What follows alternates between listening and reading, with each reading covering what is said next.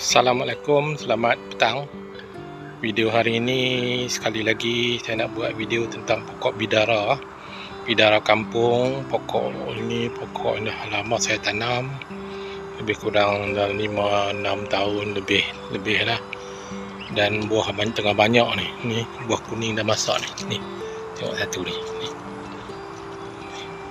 Pokok dia pokok berduri bidara kampung. Okey, kita tengok pokoknya. Jom kita tengok pokoknya. Kita tengok isinya. Bismillah, saya makan .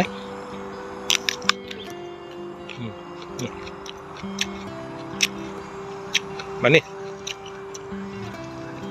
Sangat manis. Okey, jom kita tengok isi. Saya nak petik saya nak panen. Kita tengok buah-buahnya.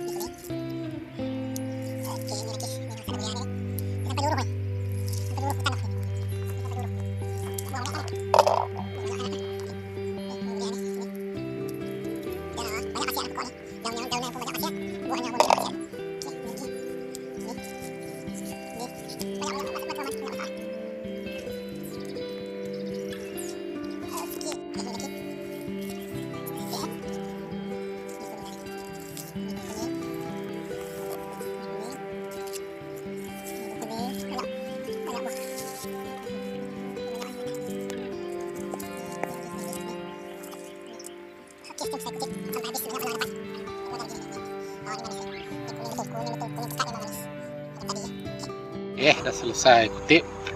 Hampir penuh baldi juga. Hampir penuh baldi ni. Koyak ni. Ni. Manis buah bidara kampung.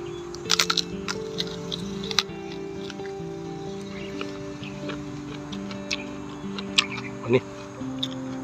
Dia ada biji. Isinya. Dia ada bidara apple, dari bidara kampung. Bidara apple tak ada duri. Ini bidara kampung ni dia ada duri pokoknya. Ni tak pokok ada lagi ni. Ni pokoknya. Okey. Dalam 2 kilo kot.